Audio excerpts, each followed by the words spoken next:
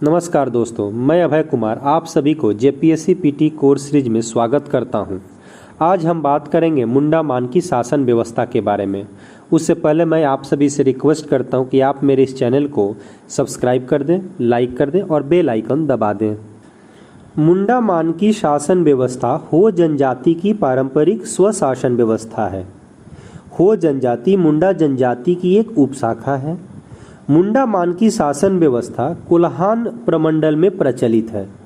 इस प्रमंडल में 3 जिले शामिल हैं: पूर्वी सिंहभूम, पश्चिमी सिंहभूम और सरायकेला खरसावां। हो जनजातियों के उग्र स्वरूप को देखकर उन्हें लड़ाका कोल की संज्ञा दी जाती है। और एक बात ध्यान रखिएगा, हो जनजाति को लड़ाका कोल कहते हैं, जबकि लड़ाकू जनजाति खरवार जनजाति को कहा जाता है। इसके अलावा कोल जनजाति को ही हो जनजाति कहा जाता है।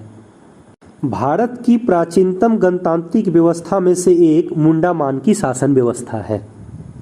1760 ईस्वी से अंग्रेजों का प्रभाव कोल्हान क्षेत्र में बढ़ने लगता है। चूंकि कोल्हान क्षेत्र बंगाल के अंतर्गत आता था, इसलिए यहाँ पर बंगाल रेगुलेशन एप्लीकेबल था। अंग्रेजों के दमनकारी नीतियों के परिणाम स्वरूप 1820-21 में हो विद्रोह तथा 1831-32 में कोल विद्रोह हो जाता है। इन विद्रोहों के परिणाम स्वरूप बंगाल रेगुलेशन के जगह रेगुलेशन 13 लाया जाता है। रेगुलेशन 13 के तहत 1833-34 में एक नया एडमिनिस्ट्रेटिव डिवीजन का गठन होता है, जिसका नाम छोटानागपुर डिवीजन या साउथ वेस्ट फ्रंटियर एजेंसी रखा गया, जिसका हेडक्वार्टर विल्किंसनगंज, जो आज के डेट में रांची है, वह था।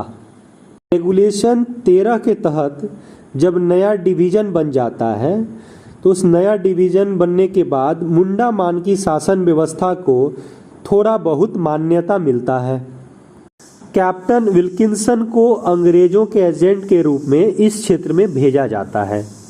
वे इस क्षेत्र में नागरिक और न्यायिक प्रशासन का गहन अध्ययन करते हैं और 1837 ईस्वी में विल्किंसन रूल लागू करते हैं। यह रूल एक तरह से अंग्रेजों और इस क्षेत्र के जनजातियों के बीच समझौता था, जिसमें अंग्रेजों ने कुछ बदलाव के साथ पहले से चली आ रही पारंपरिक स्वशासन व्यवस्था को मान्यता दे दी।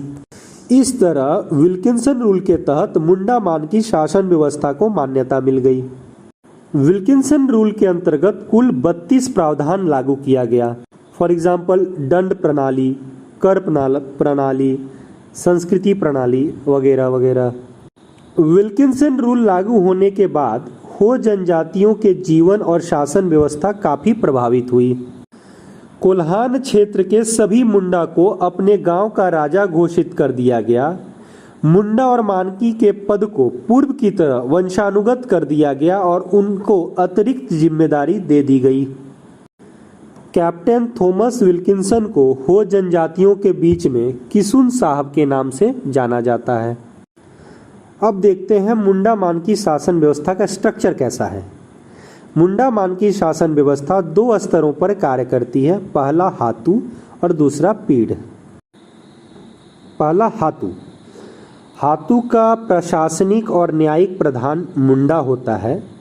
मुंडा को ही कर वसूलने का अधिकार होता है। इसके सहायक होते हैं देवरी, जो कि धार्मिक प्रधान होता है, और यात्रा देवरी, जो उप धार्मिक प्रधान होता है। इसके अलावा डाकुआ, जो चपरासी जैसा काम करता है। डाकुआ मुंडा के निर्देश पर बैठक, समारोह, उत्सव, पर्व त्योहार या अन्य अवसरों के लिए ग्रामीणों को सूचित कर उन्हें एकत्रित करता है। अब आता है पीढ़। 5 से 10 हाथू मिलकर एक पीढ़ बनता है। कुछ पीढ़ में अधिक गांव और एक से अधिक मानकी भी हो सकता है। पीढ़ का प्रधान मानकी कहलाता है, जिसका सहायक डाकुआ यानी चपरासी होता है। अंतर ग्राम विवाद को सुलझाने में मानकी की मुख्य भूमिका होती है। अगर मानकी ऐसे विवादों को नहीं सुलझा पाता है, तब 3 मानकी न्याय व्यवस्था में इस केस को या किसी भी विवाद को भेज दिया जाता है। 3 मानकी न्याय व्यवस्था में 3 पीढ़ के जो मानकी होते हैं वो एकत्रित होकर किसी भी अंतर्ग्राम विवादों को सुलझाते हैं और अपना डिसीजन देते हैं। कोल्हान क्षेत्र में आज के डेट में 26 पीर हैं।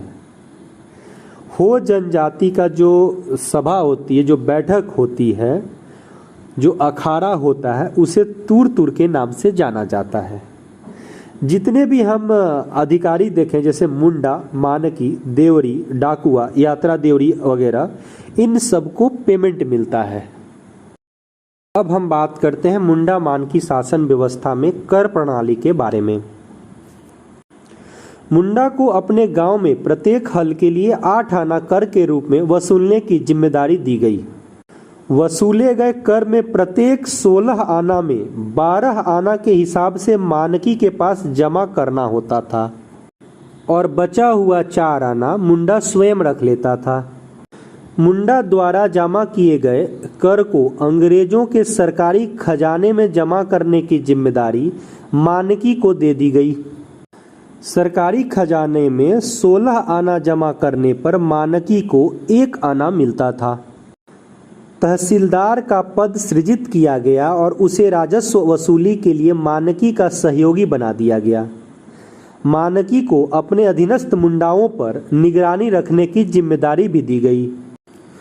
ग्राम सभा को निचली अदालत का दर्जा दिया गया, जहां पर कई मामलों की सुनवाई का अधिकार दिया गया। हत्या, डकैती और बलात्कार जैसे गंभीर अपराधों को छोड़कर सभी मामले परंपरागत तरीके से ही सुलझाने का प्रयास होता था। दंड के स्वरूप मिले राशि में आधी राशि डाकुआ, देवरी, यात्रा देवरी इत्यादियों को पारिश्रमिक के तौर पर दिया जाता था और आधी राशि गांव के विकास कार्य में उपयोग होता था। हम लोग पहले ही डिस्कस कर चुके हैं कि ग्राम सभा को निचली अदालत का दर्जा दिया गया था, जहां पे पारिवारिक झगड़े, विवाद, संपत्ति संबंधी मामले वगैरह को निपटा दिया जाता था। इसके अलावा मुंडा मानकी शासन व्यवस्था में सामाजिक बहिष्कार का भी प्रोविजन था। जैसे यौन अपराध, समगोत्री विवाह या कोई डाइन वगैरह होते थे तो उनके लिए सामाजिक बहिष्कार का प्रावधान था। हो जनजातियों में अन्य जातियों के यहाँ खान पान पर पाबंदी है। ऐसे करने पे उन्हें सजा के तौर पर सामाजिक बहिष्कार किया जाता है तथा सजा माफ करने का भी प्रावधान है। अगर वो भोज भात कराते हैं तो ये सजा माफ भी कर दी जाती है। इस तरह मुंडा मानकी शासन व्यवस्था यहाँ समाप्त होता है और मैं उम्मीद करता हूँ कि ये वीडियो आपको बहुत ही उपयोगी साबित होगा। देखिए, हमें नॉलेज से कोई मतलब नहीं है, हमारा बस एक ही मतलब है, हमें एग्जाम क्रैक करना है। धन्यवाद।